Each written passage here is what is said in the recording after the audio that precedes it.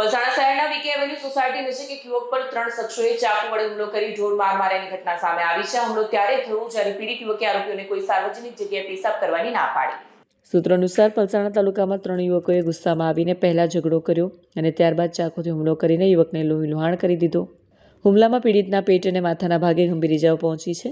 આસપાસના લોકોએ તાત્કાલિક સ્થાનિક પોલીસને જાણ કરતા ઘાયલ યુવકને સારવાર માટે હોસ્પિટલ ખસેડવામાં આવ્યો. તેની સ્થિતિ અત્યારે સ્થિર જણાય છે.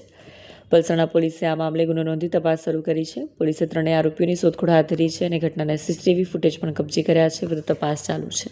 कैमरामैन हकीम शेख साथे वसीम हाशमीनो रिपोर्ट आजाद न्यूज सूरत। मेरा नाम रानी रोहित कोली। किसके साथ घटना बना है, क्या बना है, किधर बना? रोहित ताराचंद कोली के साथ ये घटना बनी है। ये मेरे पति है। ये नाइट डीजे में गए थे, कड़ोदरा साइड गए थे।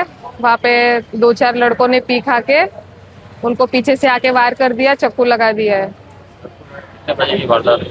यही कुछ 12 साढ़े 12 बजे के बीच की ये बात है। आपको कैसे पता चला? मैं घर पे थी।